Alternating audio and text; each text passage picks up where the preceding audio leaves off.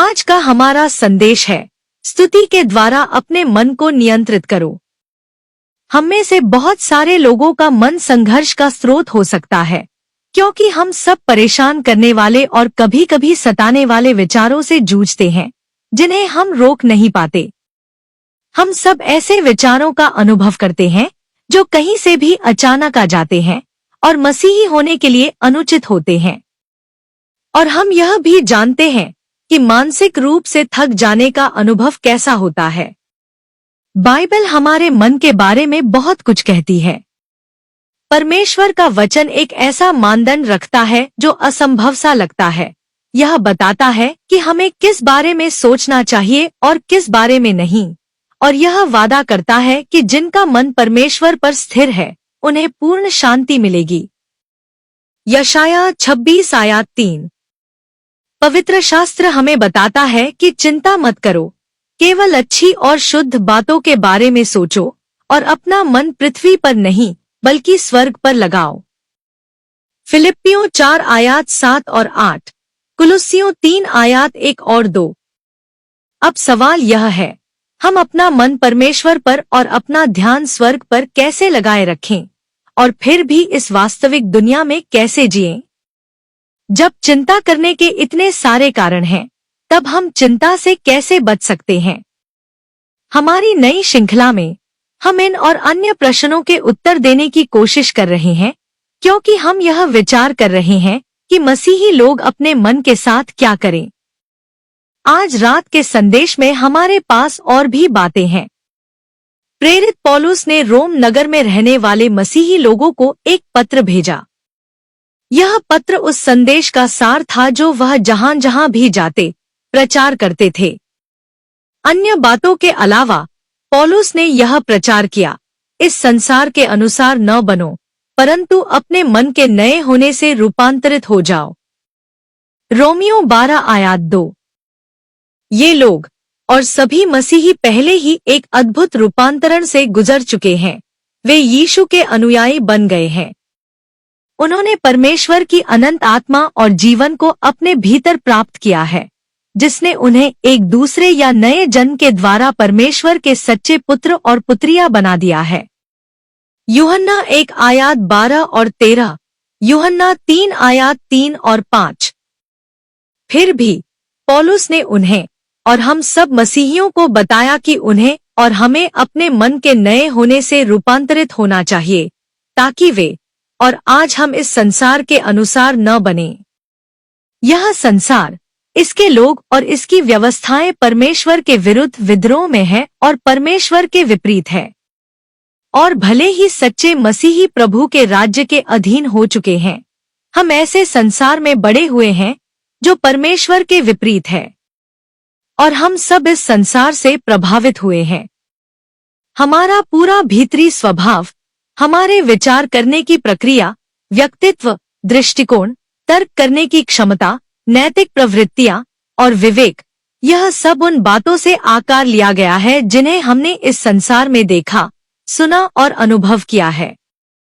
हम सबके भीतर ऐसे रवैये, सोचने के तरीके, पक्षपात, विश्वास, विचार, नैतिकता और मूल्य हैं जो परमेश्वर के विपरीत हैं, लेकिन हमें इसका पता नहीं है।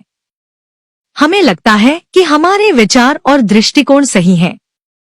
परिणाम यह है कि भले ही हम सच्चे मन से परमेश्वर पर विश्वास कर चुके हैं और अपना हृदय उसे दे चुके हैं, फिर भी हम सही तरह से नहीं सोचते। हम वैसे नहीं सोचते जैसे परमेश्वर सोचता है। परमेश्वर कहता है, क्योंकि मेरे विचार तुम्हारे विचार नहीं है और न तुम्हारे मार्ग मेरे मार्ग हैं, यहोवा की यही वाणी है। यशायाह 55 आयत 8। यदि हमें अपने सृष्टिकर्ता के उद्देश्य को पूरा करना है, जो कि परमेश्वर के पुत्र और पुत्रियां बनना है, तो हमें ज्ञान होना चाहिए। हमें इस उद्देश्य के लिए रचा गया था कि हम उसकी आत्मा के द्वारा परमेश्वर को अपने भीतर ग्रहण करें और फिर उसकी भलाई, प्रेम, पवित्रता और दया को संसार के सामने प्रतिबिंबित करें, ताकि हम उसे आदर और महिमा दें। यीशु ने कहा, तुम जगत की ज्योति हो। तुम्हारे भले काम सब लोगों के सामने चमके, ताकि वे तुम्हारे स्वर्गीय पिता की स्तुति करें। मत्ती 5 आयत 14 और 16। जिस तरह तुम जीते हो और व्यवहार करते हो, वह इस पर निर्भर करता है कि तुम कैसे सोचते हो। यदि तुम्हारे विचार परमेश्वर के विचारों से मेल नहीं खाते, तो तुम अपने चारों ओर के संसार को अपने पिता की गलत तस्वीर दिखाओगे। तुम्हारा मन नया या परिवर्तित होना चाहिए। रोमियो 12 आयत 2। परमेश्वर तुम्हें भीतर से बदल दे तुम्हारे मन के पूरे परिवर्तन के द्वारा। परमेश्वर तुम्हें नया मन देकर नया मनुष्य बना दे। तुम्हारा पूरा मानसिक दृष्टिकोण बदलना चाहिए। हमारा मन पवित्र आत्मा के द्वारा परमेश्वर के वचन, बाइबल के माध्यम से नया होता है। इस प्रक्रिया में हमारा हिस्सा यह है कि हम नियमित रूप से पवित्र शास्त्र को पढ़ें, बार बार पढ़ें, उस पर मनन करें और पूरी समझ से उस पर विचार करें। दूसरा कुरिन्थियों 3 आयत 18। हमारा जीवन, हमारा चरित्र और आचरण इस बात का परिणाम है कि हम वास्तविकता को कैसे देखते हैं, हमारा दृष्टिकोण कैसा है, या हम चीजों को किस तरह समझते हैं। और हम जो कुछ भी वास्तविकता के बारे में मानते हैं, वह इस संसार से जीवन भर प्राप्त हुई जानकारी पर आधारित होता है। यह जानकारी न केवल परमेश्वर के विपरीत संसार से आई है, बल्कि यह हमारे शारीरिक इंद्रियों, मुख्यतः हमारी आंखों और कानों, देखने और सुनने के द्वारा हमारे पास पहुंची है। लेकिन हमारी इंद्रियां किसी भी परिस्थिति के सारे तथ्य नहीं जान सकती, क्योंकि वास्तविकता में वह सब कुछ शामिल नहीं है जो हमारी इंद्रियां देख या समझ सकती हैं। ऐसी अदृश्य वास्तविकताएं हैं। कुछ बातें हम इसलिए नहीं देख सकते क्योंकि वे अदृश्य हैं, जैसे सर्वशक्तिमान परमेश्वर, उसका सामर्थ्य और राज्य तथा उसके पवित्र स्वर्गदूत। ये अदृश्य वास्तविकताएं इस जीवन में प्रभाव डाल सकती हैं और परिवर्तन ला सकती हैं। कुलुस्सियों 1 आयत 16, पहला तीमुथियुस 1 आयत 17, इब्रानियों 11 आयत 3, मरकुस 4 आयत 39, दूसरा कुरिन्थियों 4 आयत 18। कुछ बातें हम इसलिए नहीं देख सकते क्योंकि वे आने वाले जीवन से संबंधित हैं, जैसे स्वर्ग, अपने परिवार और मित्रों से पुनर्मिलन, जीवन की हानियों, दुखों और अन्याय का उलट होना, परमेश्वर की सेवा के लिए मिलने वाले प्रतिफल और नई पृथ्वी, यह संसार जब पाप से पहले की दशा में पुनः स्थापित होगा। रोमियो 8 आयत 18। केवल परमेश्वर ही, जो सब कुछ देखता और जानता है, किसी भी परिस्थिति में सारे तथ्य रखता है। सर्वशक्तिमान परमेश्वर इन अदृश्य वास्तविकताओं, यानी चीजें वास्तव में जैसी हैं, उनको अपने लिखित वचन, बाइबल के माध्यम से प्रकट करता है। नवीन मन चीजों को वैसे देखता है जैसे वे वास्तव में हैं, जैसा परमेश्वर देखता है। ऐसा मन अदृश्य वास्तविकताओं के अनुसार सोचता है, और यही हमारी प्रकृति और व्यवहार को प्रभावित करता है। नवीन मन जो देखता या महसूस करता है, उसका इनकार नहीं करता, बल्कि यह समझता है कि वास्तविकता में हमेशा वह सब कुछ नहीं होता जो हम उस क्षण देखते या महसूस करते हैं, हमेशा उससे अधिक होता है। अपने मन को नया बनाने और वास्तविकता या अपने दृष्टिकोण में स्थायी परिवर्तन लाने में समय और प्रयास लगता है। पिछले सप्ताह हमने यह बात शुरू की थी कि जब आपका दृष्टिकोण या वास्तविकता देखने का तरीका बदल रहा होता है, तब आप अपने मन पर नियंत्रण कैसे पा सकते हैं। आज के संदेश में हम इसी विषय पर बात करेंगे। नियंत्रण पाने के लिए सबसे पहले यह समझना आवश्यक है कि आपकी शारीरिक इंद्रियां अपने आप काम करती हैं और वे निरंतर दिखाई देने वाली दुनिया से सूचना लेकर आपके मन तक पहुंचाती रहती हैं। जैसे ही आपका मन यह सूचना प्राप्त करता है, विचार और भावनाएं अपने आप उत्पन्न होती हैं। आपका मन सूचना को समझना शुरू करता है, निष्कर्ष निकालता है और यह तय करता है कि आपको क्या करना चाहिए। आप अपने आप से यह भी बात करने लगते हैं कि आपने क्या देखा और आपको कैसा महसूस हुआ। यह प्रक्रिया न केवल अपने आप होती है, बल्कि यह बिना पूरे तथ्यों के और पहले से बने हुए विश्वासों, पक्षपातों और प्रतिक्रिया की आदतों के संदर्भ में होती है। आप अपनी इच्छा से इस स्वचालित प्रक्रिया को रोक नहीं सकते, लेकिन आप अपने ध्यान को सही दिशा में केंद्रित करके अपने मन पर नियंत्रण पा सकते हैं। यीशु ने यह समझाने में बहुत गहरा दृष्टिकोण दिया कि मन पर नियंत्रण कैसे पाया जाए, जब उन्होंने अपने अनुयायियों को यह सलाह दी कि वे इस बात की चिंता न करें कि जीवन की आवश्यकताएं, जैसे भोजन और वस्त्र, कहां से आएंगी। मत्ती 6 आयत 25 और 34। यीशु ने अपने लोगों से कहा कि जब तुम ऐसी चीजें देखते हो जो चिंता पैदा करती हैं, तो अपना ध्यान अदृश्य वास्तविकताओं पर ले जाओ। उन्होंने उन्हें पक्षियों और फूलों को देखने और विचार करने को कहा। देखो और विचार करो शब्द केवल शारीरिक दृष्टि का अर्थ नहीं रखते, दोनों में ध्यानपूर्वक विचार करने का भाव है। यीशु ने बताया कि पक्षी खाते हैं और फूल सुंदर वस्त्रों से सजे होते हैं, क्योंकि एक अदृश्य वास्तविकता काम कर रही है। स्वर्गीय पिता उनकी देखभाल करता है। उनका मुख्य बिंदु यह था, तुम पक्षियों और फूलों से भी अधिक उसके लिए महत्वपूर्ण हो। इसलिए तुम भरोसा रख सकते हो कि तुम्हारा पिता तुम्हारी देखभाल करेगा। चिंता, मत्ती 6 आयत 25 शब्द यूनानी भाषा के उस शब्द से आता है जिसका अर्थ है ध्यान भटकाना। यीशु यह कह रहे थे, जो कुछ तुम देखते और सुनते हो, उसे तुम्हें अदृश्य वास्तविकताओं से ध्यान भटकाने मत दो। अपना ध्यान वास्तविक सच्चाई पर लगाओ। परमेश्वर अपनी सृष्टि की परवाह करता है और वह तुम्हारी देखभाल करेगा। फिर यीशु ने कहा, इसलिए चिंता मत करो और यह मत कहते रहो, हम क्या खाएंगे, क्या पिएंगे, क्या पहनेंगे। तुम्हारा पिता जानता है कि तुम्हें इन सब की जरूरत है। मत्ती 6 आयत 31 और 32। आप अपना ध्यान बदलकर और जो चिंता या विचलित करने वाले विचार हैं, उन्हें नियंत्रित कर सकते हैं। इस पर निर्भर करता है कि आप अपने आप से क्या बातें करते हैं, यानी जो आप देखते और महसूस करते हैं, उसके बारे में आप खुद से कैसे बात करते हैं। अपने आप को अदृश्य वास्तविकताओं की याद दिलाओ, यानी चीजें जैसी वास्तव में है वैसी जैसा परमेश्वर कहता है, और उन्हें मुंह से बोलो। आपका मन एक बात सोचता रहे और आपका मुंह कुछ और बोले, ऐसा संभव नहीं है। हमें इसका और भी स्पष्ट उदाहरण मिलता है उस पत्र से जो पौलुस ने यहूदी मसीही विश्वासियों को लिखा था। वे लोग यीशु में अपने विश्वास को छोड़ने के लिए गंभीर दबाव झेल रहे थे, जिनमें उपहास, मारपीट और संपत्ति का नुकसान शामिल था। इब्रानियों 10 आयत 32 और 35। पौलुस ने यह पत्र उन्हें यीशु के प्रति विश्वासयोग्य बने रहने के लिए प्रोत्साहित करने हेतु लिखा।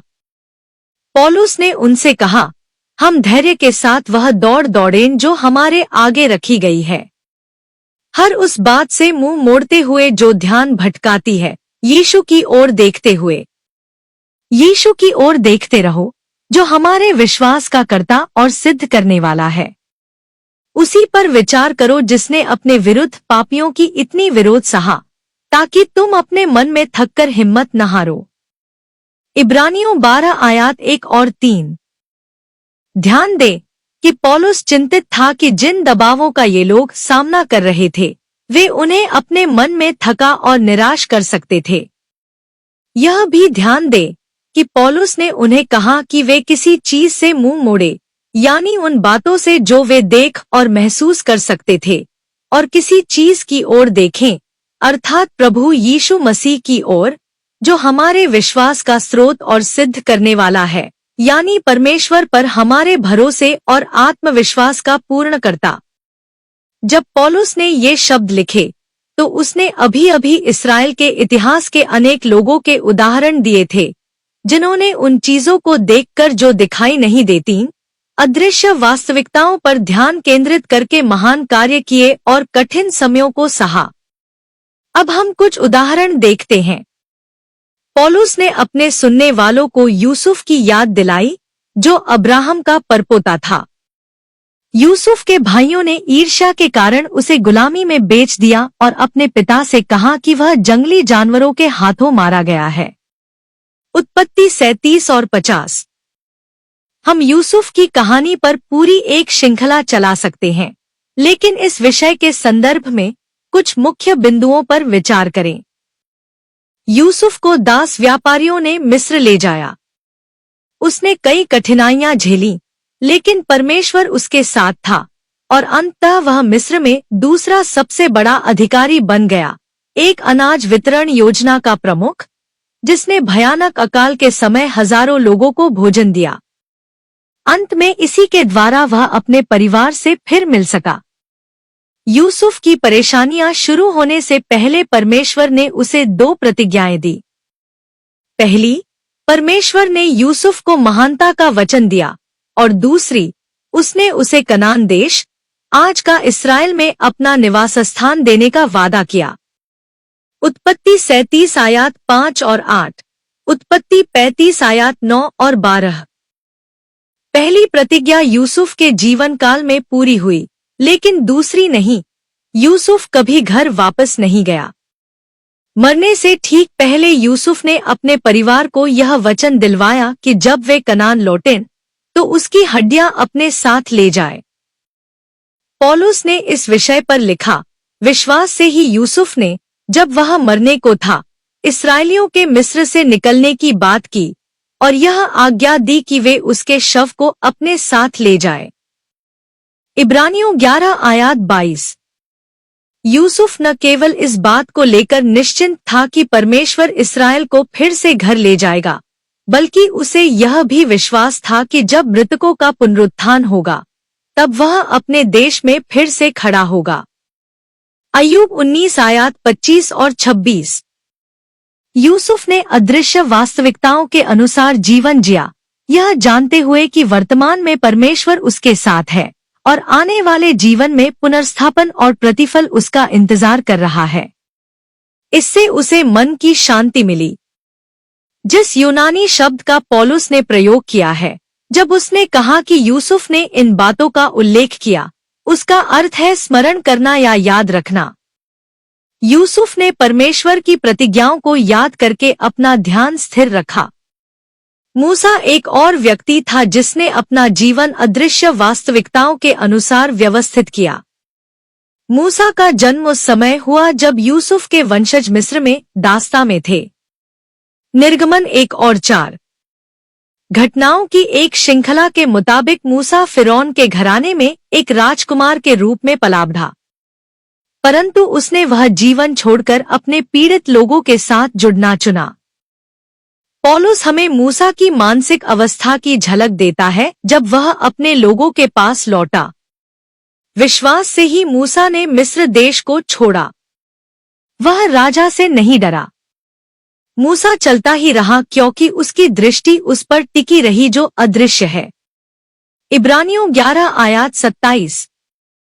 शारीरिक आंखें अदृश्य चीजों को नहीं देख सकती। पौलुस के शब्दों में देखना का मतलब है मन से समझना, किसी वस्तु या व्यक्ति पर अपना ध्यान केंद्रित करना। मूसा ने अपने ध्यान और मन को अदृश्य परमेश्वर पर टिकाए रखा, उसके वचन के द्वारा, उसकी अपने लोगों से की हुई प्रतिज्ञाओं के द्वारा, और यही बात मूसा को दृढ़ बनाए रखी। मूसा ने कई भजन भी लिखे, जिनमें भजन संहिता 94 भी शामिल है। इस भजन की एक आयत हमें मूसा के मन की झलक दिखाती है।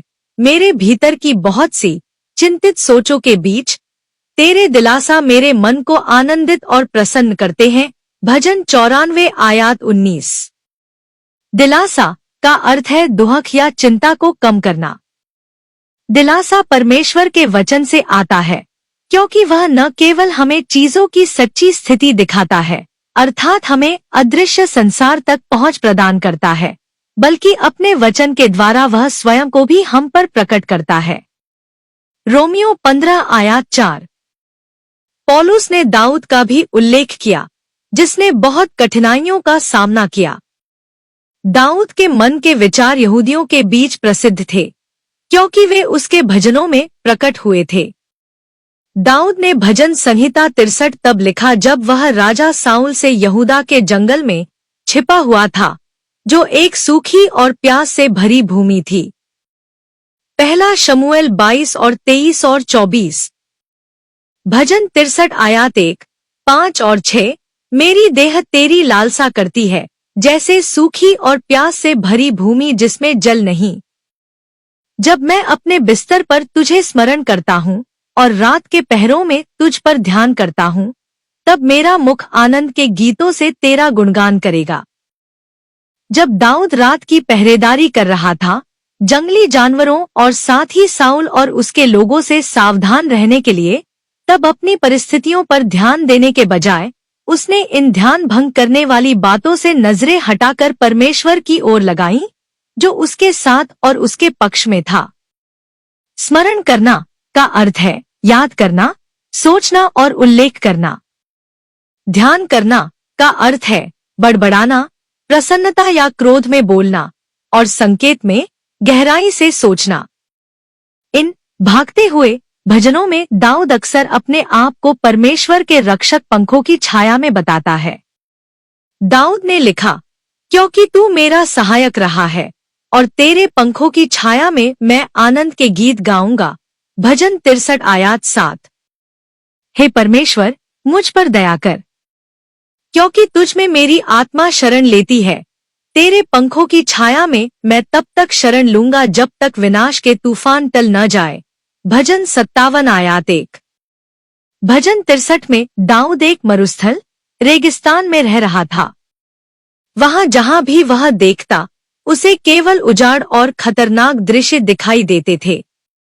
भजन 57 में दाऊद एक गुफा में छिपा हुआ था।